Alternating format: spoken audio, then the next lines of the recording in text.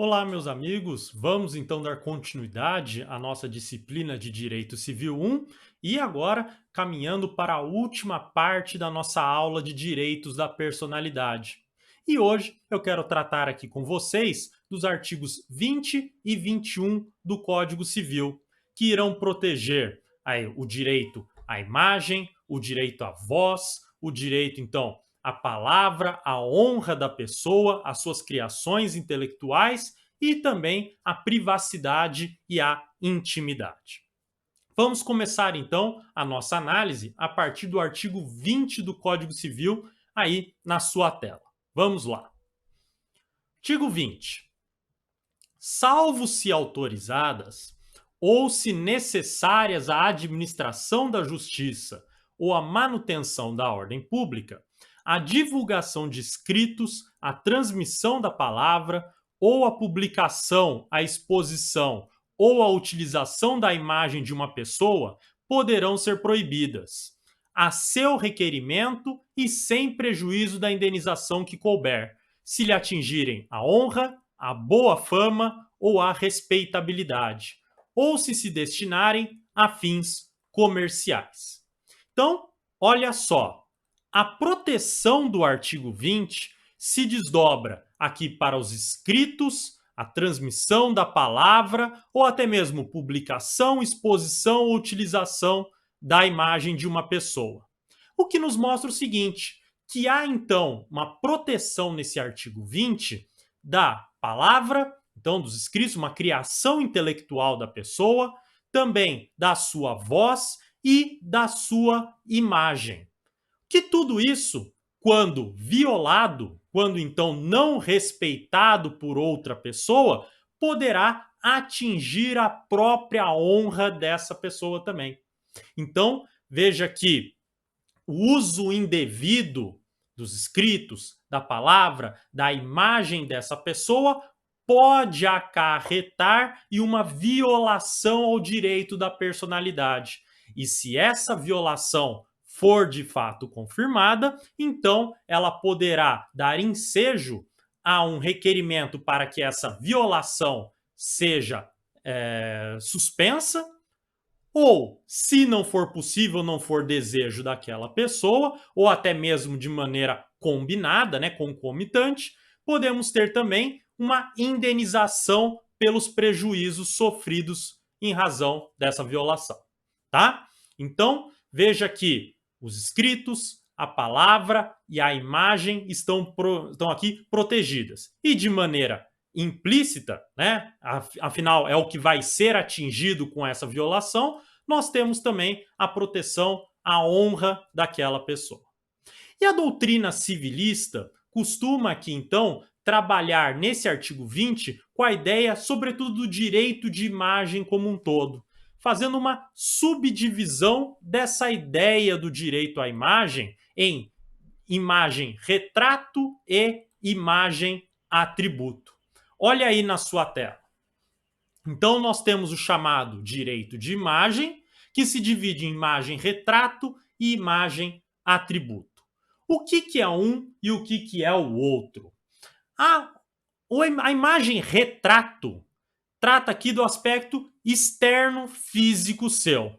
Então, trata do seu corpo como um todo, impedindo a divulgação que afete a honra, a respeitabilidade sua pela divulgação do seu próprio corpo, ou até mesmo de partes desse seu corpo, como por exemplo um braço, um seio, uma perna, a sua face, enfim, né? O que aí seja parte integrante do seu corpo que pode ter um uso indevido por alguém, e também a imagem atributo, que é, na verdade, a imagem social dentro da sociedade que você tem, né?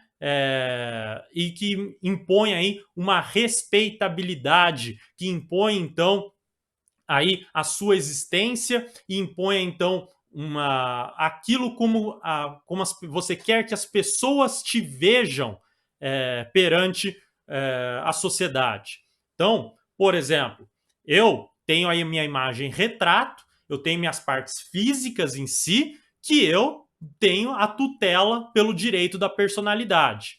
E, ao mesmo tempo, eu tenho aqui proteção também como eu quero que as pessoas me vejam, a imagem que eu quero ter perante a sociedade. Então, eu sendo como um professor, sendo advogado, por exemplo, eu quero que eu tenha uma imagem aqui respeitada em razão da honestidade, né, da sinceridade daquilo que eu estou transmitindo para os meus alunos, né? Então, ou até mesmo do profissionalismo que eu quero transmitir com as minhas aulas. Agora, veja, eu posso ter uma violação de alguém fazendo uma chacota ultrapassando o nível meramente humorístico, mas entrando no ofensivo da minha imagem em si, então aí fazendo graça do meu aspecto físico, como também eu posso ter uma ofensa em razão da minha reputação, né? Então a minha imagem atributo, que vai então a pessoa, por exemplo, questionar de maneira ofensiva a respeitabilidade, né, a honra minha que eu tenho perante as pessoas, por exemplo, do meu profissionalismo. Então aí são duas formas que o direito da personalidade, que são aí percebidos pela doutrina, ele vai atuar como uma esfera de proteção. Veja que no direito penal, que vocês vão estudar aí adiante, você fala também nessa proteção da imagem atributo a partir da honra objetiva. Né? Na ideia que até aqui você pode falar de um pouco de honra subjetiva também na imagem atributo, mas é mais evidente na honra objetiva. E o que seria uma e o que seria a outra? A honra subjetiva diz respeito, então, à sua ideia de concepção interna de como você se compreende como pessoa, e a ofensa perpetrada, ela vai então atingir a essa imagem que você tem de si mesmo, aquilo que então você entende que está dentro da sua integridade moral. Tanto que, se você tem uma ofensa à honra subjetiva, o ofensor aqui vai responder pelo crime de injúria, se estivermos aqui dentro do campo criminal que eu estou falando. Agora, se atinge a reputação da pessoa, ou até mesmo dentro do campo criminal, falando aí de você atribuir falsamente um crime cometido por uma pessoa, sendo que ela não cometeu esse crime, aí então estamos falando da honra objetiva, porque estamos tratando então daquela imagem que as pessoas têm de você. Então, a sua reputação, o seu respeito perante o seio social, tá? Transportado, então, visto essas ideias aqui, pensando dentro do direito civil, nós temos a imagem retrato, parte física própria da pessoa, o corpo dela em si, e a imagem atributo, que é a proteção, então, dessa ideia da reputação, como ela é vista externamente pela comunidade em qual ela convive, tá? Muito bem. Veja que o artigo 20, ele vai falar, então, que cabe a cessação dessa ofensa, tanto no caso de atingir a honra, a boa fama ou a respeitabilidade, como também ou se destinarem a fins comerciais. Então, veja que são duas hipóteses aqui de proteção nesse artigo 20. Olha aí o artigo de novo para ficar fácil. Veja, ele fala: se lhe atingirem a honra, a boa fama ou a respeitabilidade, ou se destinarem a fins comerciais. Veja que nessa segunda hipótese, não precisa que o uso comercial da imagem, da voz, da palavra, da criação intelectual, aí seja ofensiva. Né? Não precisa aí ter aspecto difamatório, não precisa então ofender a integridade daquela pessoa. Basta que faça uso comercial sem a autorização daquela pessoa que está tendo a violação à sua imagem. Por isso, então, veja que temos aí duas hipóteses bem distintas. Se não estamos dentro do fim comercial, o uso indevido da imagem precisa, então, atingir a honra, a boa fama ou a respeitabilidade daquela pessoa. Enquanto que, se tiver uso comercial, o simples uso já é suficiente para atrair a proteção do ordenamento jurídico. E nesse sentido, inclusive, é importante fazer a leitura da súmula 403 do STJ. Olha só aí na sua tela.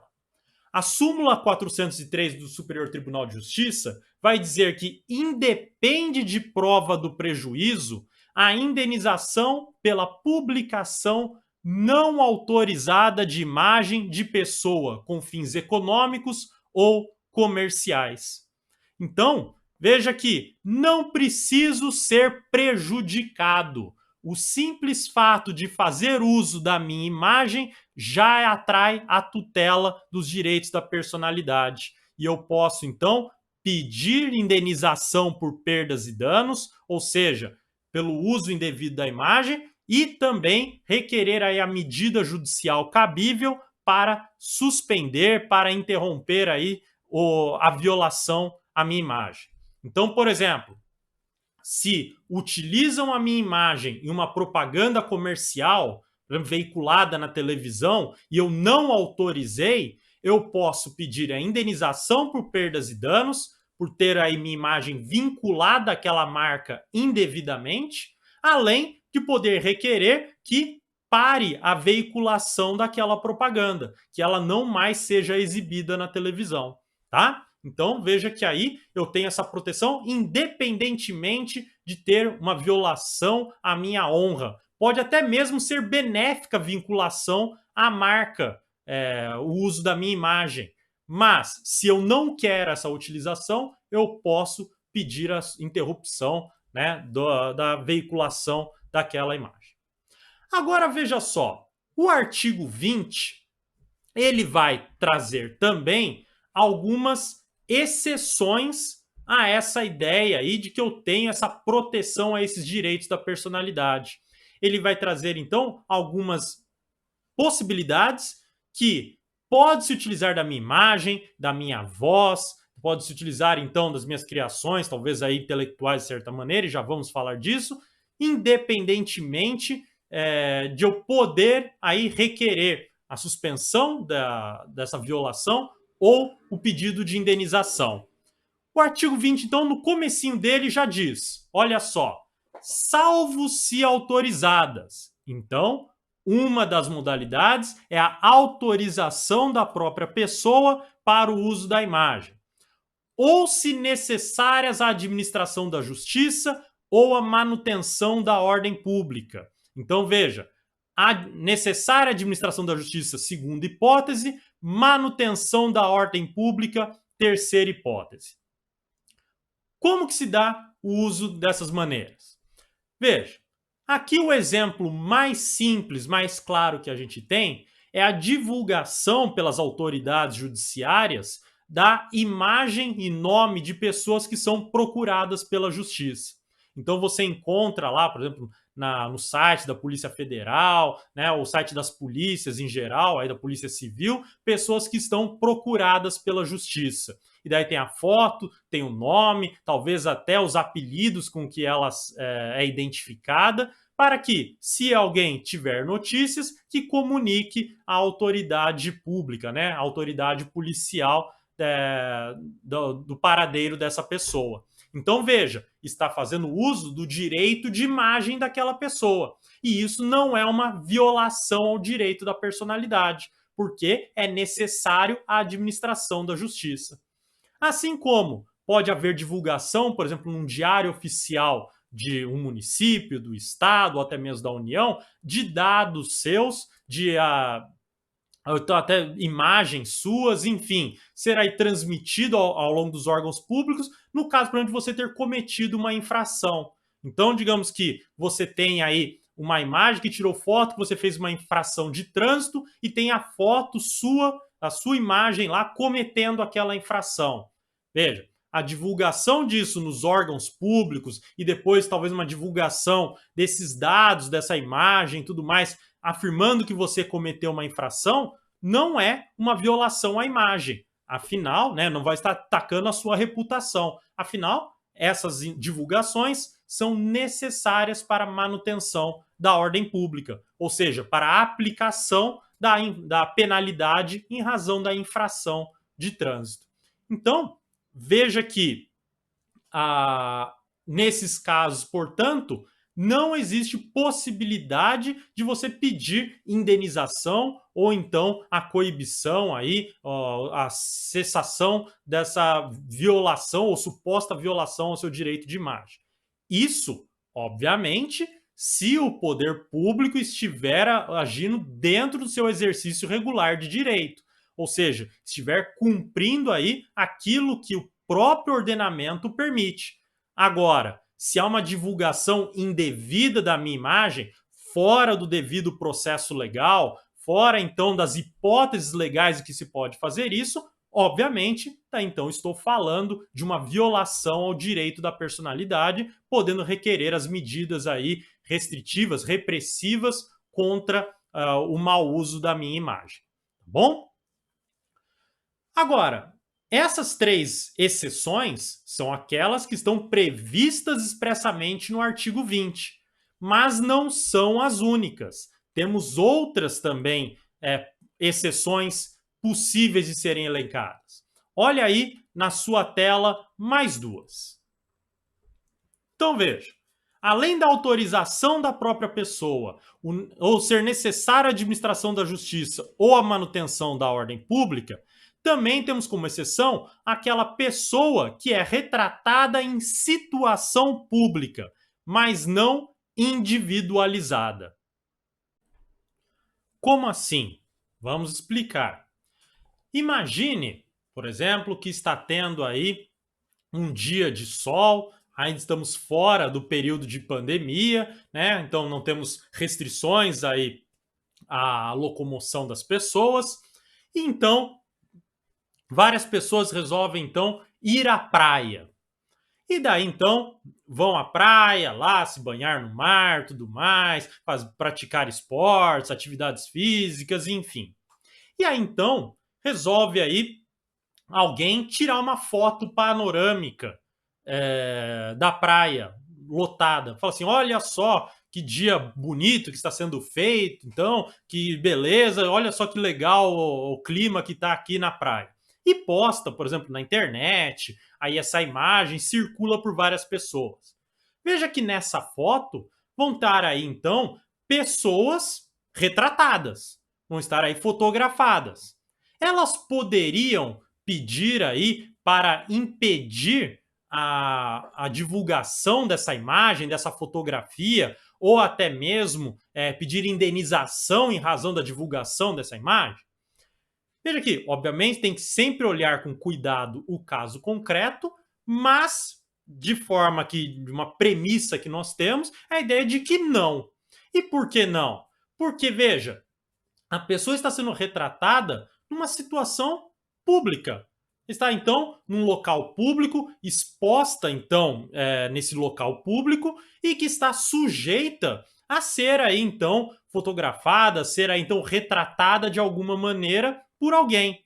Mas veja, retratado como um detalhe dentro daquela imagem, não sendo, então, o destaque em si da imagem. Então, diferente é você tirar uma foto, por exemplo, panorâmica, porque você quer retratar a praia, o mar, as pessoas em geral se divertindo, do que você tirar uma foto focada em uma pessoa específica.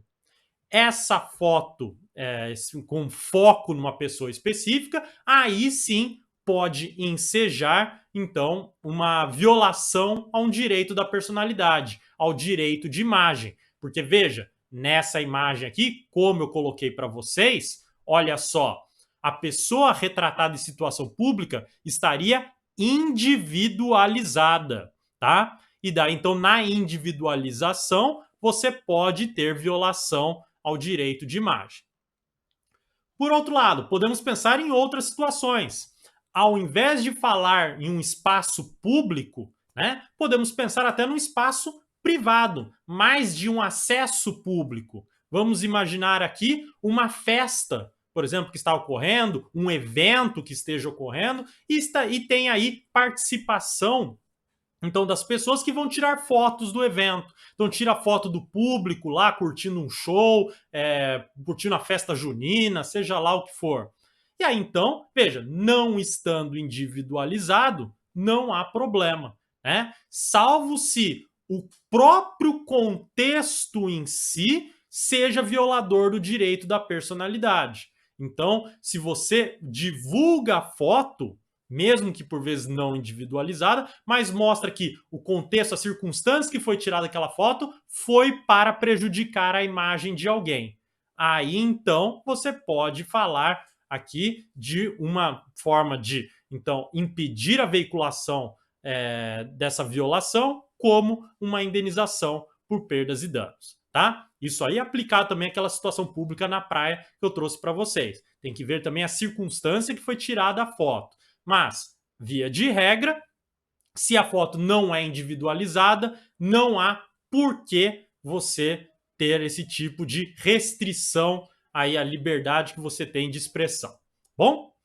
E o último caso que tratamos aqui, veja só, é a da pessoa então retratada em notícia jornalística. E daí então, veja só, aquele que é o repórter, aquele que é o jornalista, ele pode retratar pessoas, inclusive de maneira individualizada, né? Mas veja, daí tem que tomar cuidado com o seguinte, que a notícia tem que ter caráter informativo, com interesse público atual e com respeito à honra da pessoa retratada. Então veja, se eu tiro foto aí, por exemplo, de pessoa sendo presa depois do cometimento de um crime que, por exemplo, abalou aí as pessoas, uma sociedade, né, uma cidade em si, veja, essas fotos, essas imagens das pessoas sendo presas, veja que é um caráter informativo, que você está trazendo para a população o fato, né, a informação de que aquele grupo lá ou aquelas pessoas foram presas. Então há um interesse público atual em razão do crime cometido. E há respeito à honra porque você está fazendo imagens aí simplesmente da prisão. Agora, muda, por exemplo, de figura quando você sai do caráter simplesmente informativo. Quando você, então, se aproveita dessa situação aí de talvez fragilidade do criminoso no momento da prisão e utiliza esse momento para fazer graça, para fazer chacota da pessoa, para poder então ganhar ibope em razão da tragédia. Que a gente vê, por vezes, em muitos programas aí de cunho policial e tudo mais, né? Que o repórter, por exemplo, vai entrevistar aquela pessoa que acabou de ser presa, acabou de ser detida, e começa aí a fazer perguntas capciosas para fazer graça, para humilhar aquela pessoa que foi presa.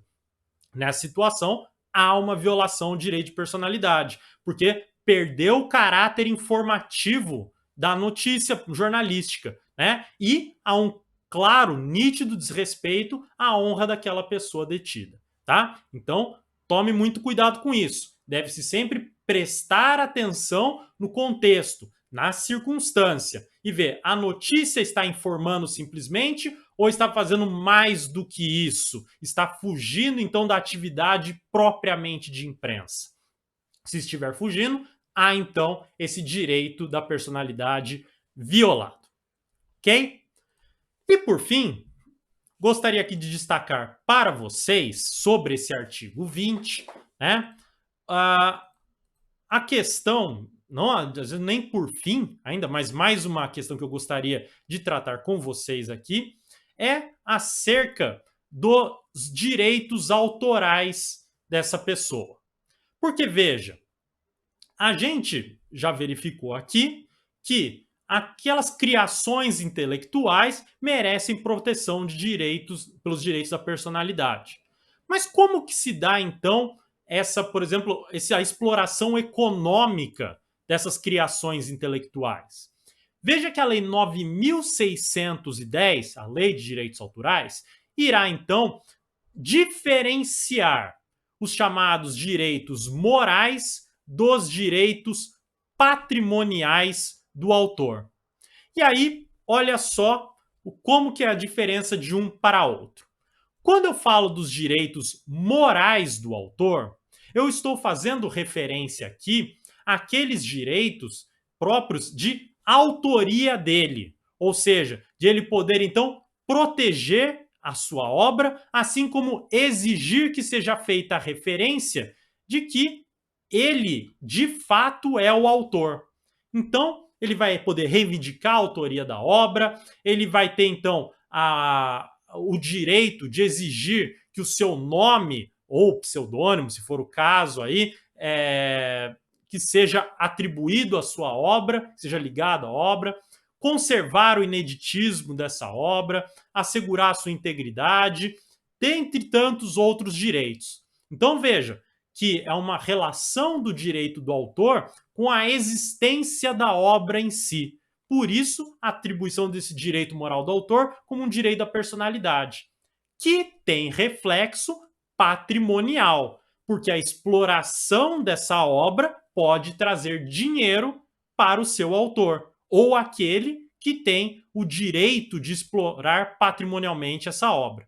Então veja, se eu crio uma música, eu posso receber dinheiro pelas pessoas por adquirir cópias dessa música, cópias da reprodução dessa música, assim como, por exemplo, um estúdio, uma gravadora, também pode, em razão das atividades próprias para gravar a música e tudo mais, ter parte nos lucros, aí parte nos ganhos com essa obra. E aí, então, estou falando desses direitos patrimoniais do autor. Então, tenho direitos morais e direitos patrimoniais. Daí, olha só como vai funcionar a relação entre eles, em razão, então, desses direitos em si. Veja, artigo 49. Os direitos de autor poderão ser total ou parcialmente transferidos a terceiros, por ele ou por seus sucessores, a título universal ou singular, pessoalmente ou por meio de representantes com poderes especiais, por meio de licenciamento, concessão, cessão ou por outros meios admitidos em direito, obedecidas as seguintes limitações. Daí, pela leitura do caput, parece, olha, então parece que direito moral e direito patrimonial podem ser transferidos. Cuidado, inciso primeiro.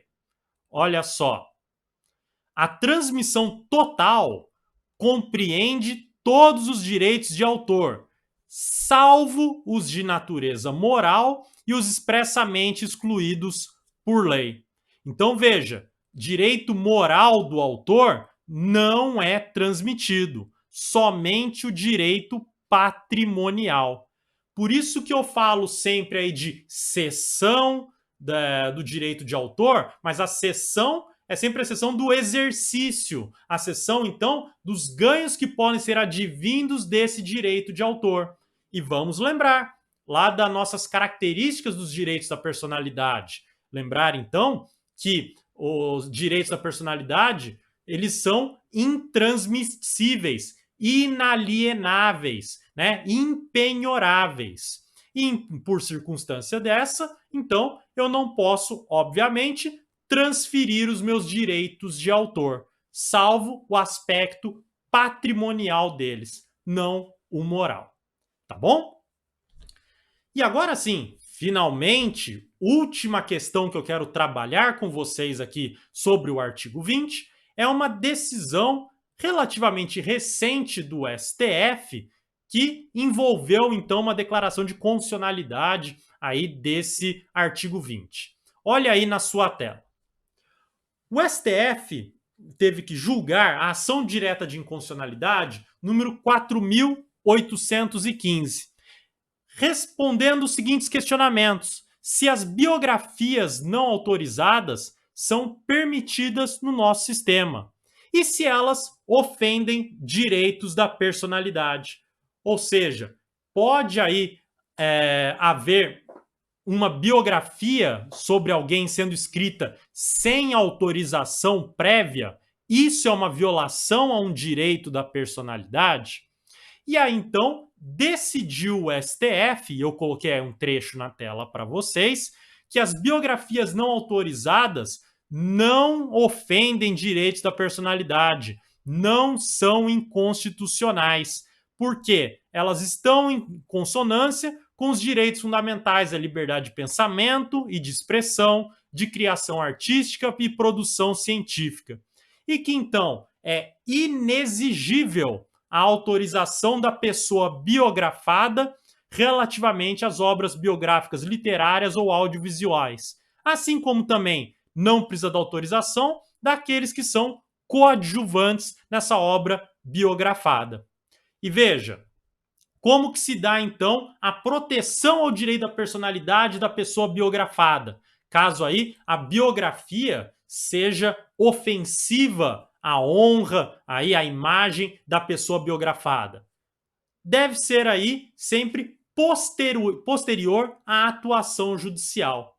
Então não pode haver censura prévia. Por quê? Censura não é permitida pelo nosso ordenamento jurídico, pela nossa ordem constitucional.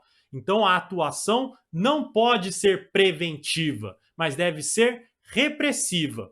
Logo, somente depois da publicação, verificando que há a violação ao direito da personalidade, é que pode ter atuação judicial para impedir, por exemplo, a circulação daquela obra e também ser fixada uma indenização pelos prejuízos eventualmente sofridos. Mas não pode previamente impedir a circulação da obra, impedir a sua publicação, porque isso configura censura.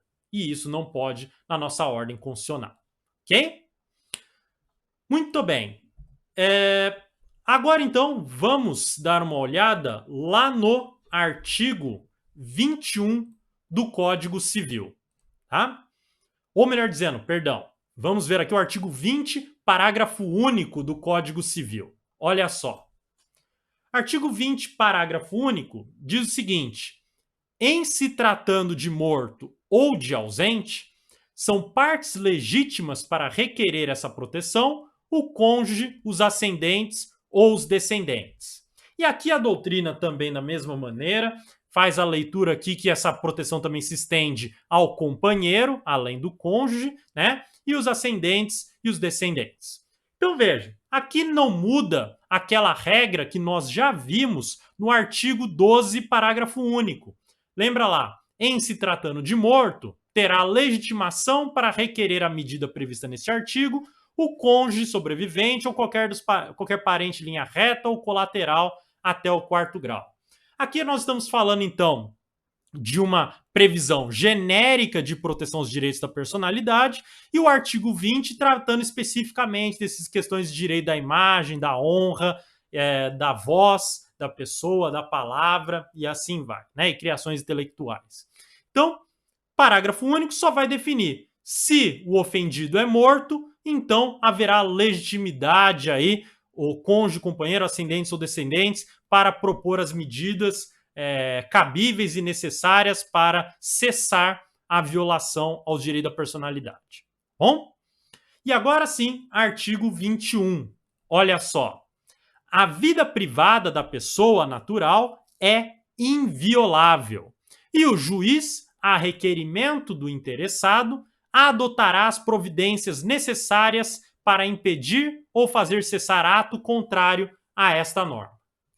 Aqui, o artigo 21 não deixa de ser aí uma derivação do nosso artigo 5º, inciso 10º da Constituição, que vai falar do direito à privacidade como um direito fundamental.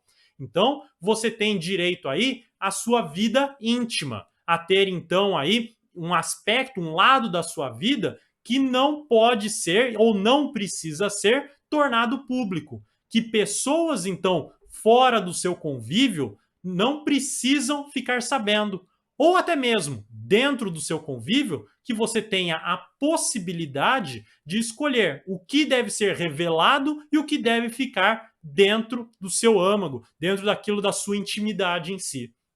Logo, nesse direito à privacidade, portanto, nós podemos falar aqui também daquele direito de estar só, ou seja, não só de você ter direito a a solitude, né? Direito de você se manter aí sozinho, como também de não ser incomodado dentro da sua privacidade, para você ter liberdade de desenvolver aquilo que você quiser, salvo, obviamente, se não for uma atividade criminosa, se não for uma atividade que pode ser lesiva ao direito de terceiros, mas não configurando nada disso, você tem pleno e total direito de realizar o que você quiser, né? Você então cuidar da sua privacidade, da sua intimidade, seja com pessoas próximas, seja aí de maneira isolada.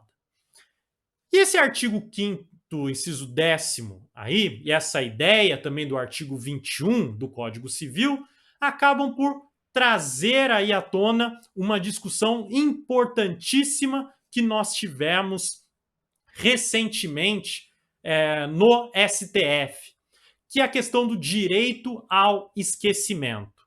E do que se trata esse tal de direito do esquecimento?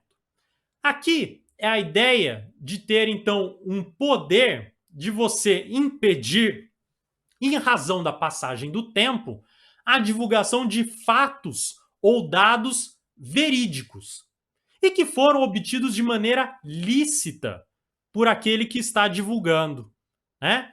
E que então ele não poderia aí divulgar em qualquer meio de comunicação social, seja meio digital, seja aí meio físico, enfim. Então, em razão de uma longa passagem do tempo, aquela informação não precisa mais vir à tona, não precisa mais ser publicada, não há interesse público para tanto, e a publicação daquela informação somente trará prejuízos àquela pessoa que é o núcleo da notícia em si.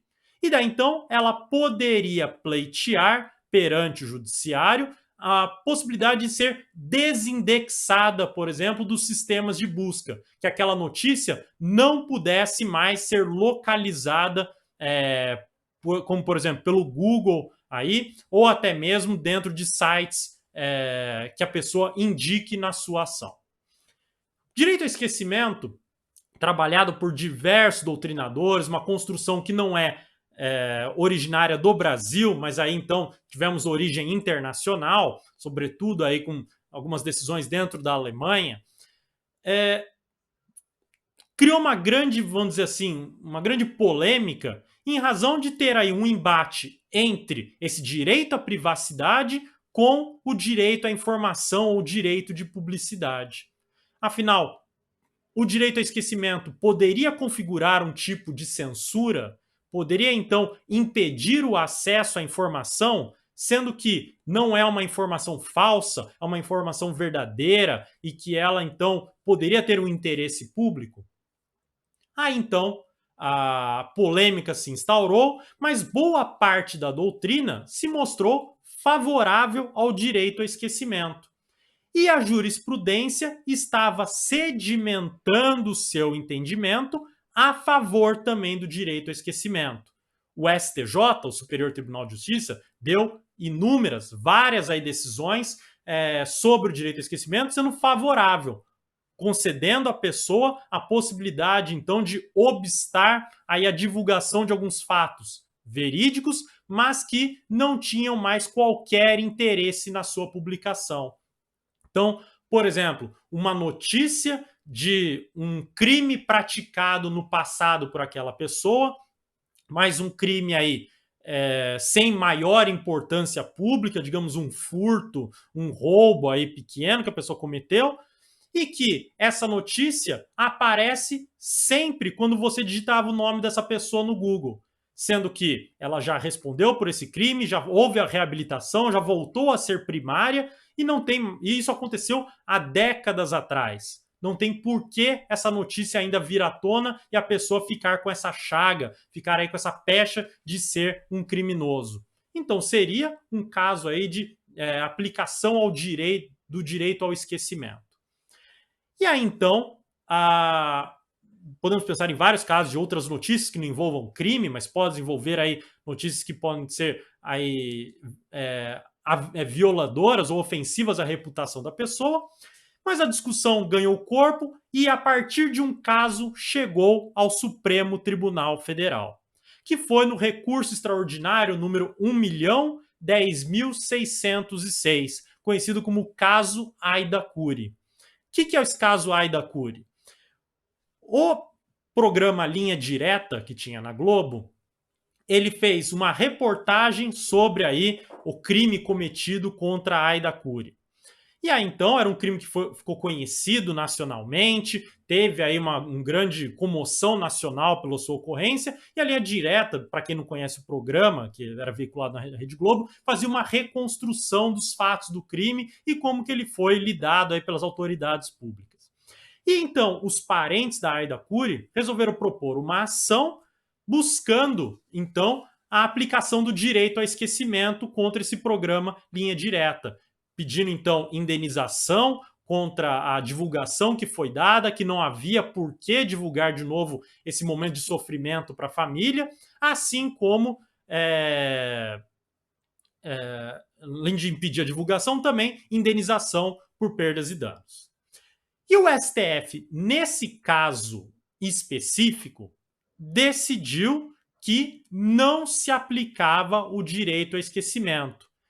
Porque nessa situação, a própria família tinha, por exemplo, divulgações em forma de livro comentando sobre o caso da Aida Curi. Eles então tinham aí eles mesmos já produzido material divulgando o acontecimento e que então não havia essa violação a um direito da personalidade e não havia então qualquer problema na divulgação feita pelo programa lá, Linha Direta.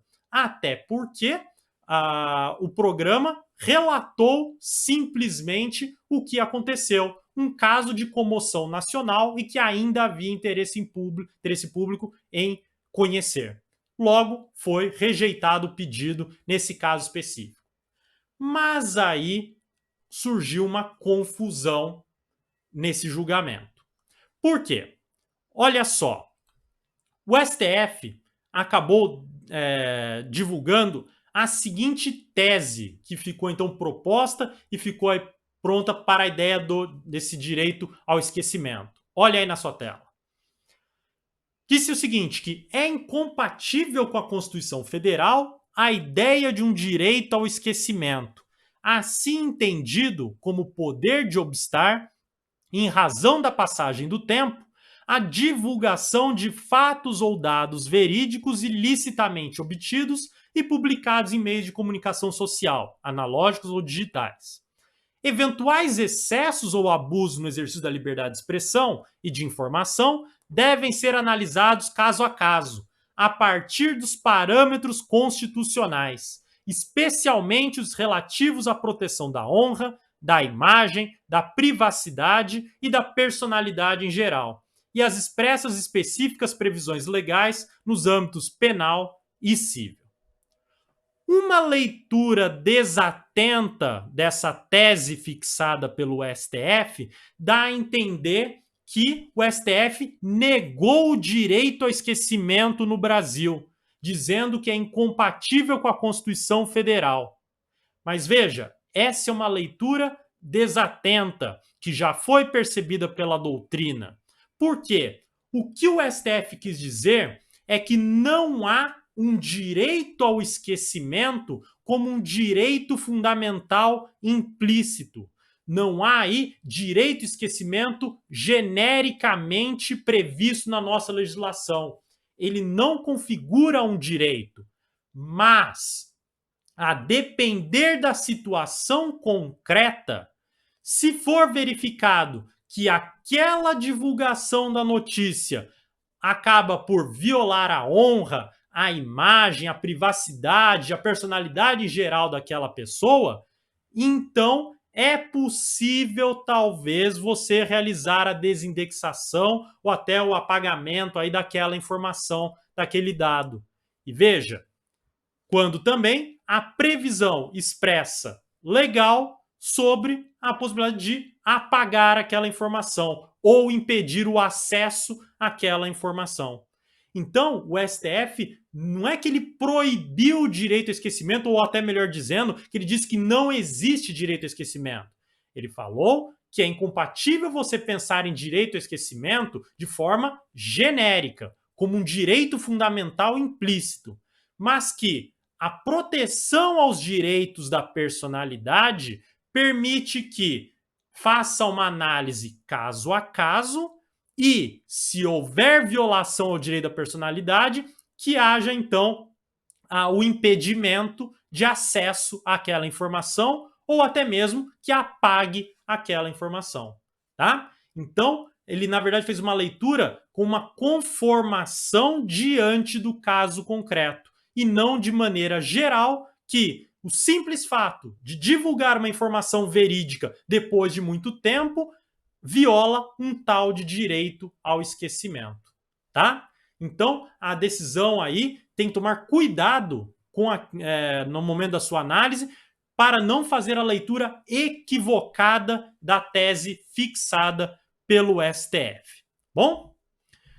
E, gente, nessa ideia aqui, você pode até estar pensando, mas e o resto do mundo? Afinal, você falou que aqui não é uma ideia simplesmente brasileira do direito ao esquecimento, né? E o resto do mundo, como interpreta isso? E aí, eu vou deixar aqui na descrição abaixo aí para vocês, tá? Uma pesquisa feita pelo próprio STF das diversas decisões no mundo que trataram do direito ao esquecimento. E daí vocês vão ver quando que foi reconhecido esse direito e quando que não foi. Para vocês terem só um exemplo aqui para vocês, o Tribunal de Justiça da União Europeia, por exemplo, reconheceu a possibilidade de um direito ao esquecimento. Por outro lado, se você pegar aqui as decisões feitas, por exemplo, nos Estados Unidos ou então mesmo na Inglaterra, elas não admitiram um direito ao esquecimento. Então a gente tem aqui vamos dizer assim, uma divisão no mundo da forma como a matéria está sendo tratada. Então não há uma conformidade e não há falar aqui que o Brasil esteja na contramão do mundo, tá bom? E, inclusive, como forma de complementar essa informação que estou trazendo para vocês, também vou deixar abaixo aí na descrição do vídeo um artigo do professor Ingo Sarlet, que ele trata também sobre essa decisão do STF e os casos expressos na legislação sobre o tema, e que fala, então, dessa interpretação mais correta da decisão do STF. Bom? E para terminarmos a aula aqui, também outra questão que eu vou deixar lá na descrição do vídeo para vocês verem, também é sobre o chamado efeito Streisand, né? Um efeito que foi observado a partir de um acontecimento lá nos Estados Unidos, que pode mostrar o seguinte, que os direitos da personalidade, no momento que você busque a tutela contra a sua violação, pode, de forma paradoxal, trazer mais violação ainda do que proteção. E daí, esse é o chamado efeito Streisand, que vocês conferem aí abaixo. E por fim, para acabar a aula, e agora sim para acabar a aula, digo para vocês, e pessoas jurídicas, elas também têm proteção ao direito da personalidade? Veja que a resposta está no artigo 52 do Código Civil. Olha aí na sua tela. Aplica-se às pessoas jurídicas, no que couber, a proteção dos direitos da personalidade. Então veja que eu posso ter uma violação à imagem de uma pessoa jurídica. Se eu digo, por exemplo, que uma rede de lanchonetes está vendendo aí sanduíches que são feitos aí com ingredientes duvidosos, que então uma determinada lanchonete não tem um mínimo de higiene, enfim, se eu ataco então a honra dessa pessoa jurídica, ela pode buscar a proteção, porque a honra constitui aí uma extensão de direito da personalidade, né, uma proteção própria do direito da personalidade, só que ao invés de aplicado a uma pessoa natural, a pessoa jurídica também. Então, naquilo que for possível, naquilo que for compatível, pessoas jurídicas têm aí a extensão da proteção dos direitos da personalidade. Ok? Pessoal, era isso então que eu tinha para falar na aula com vocês. E na semana que vem, começamos um tema novo. Ok? Muito obrigado e até a próxima.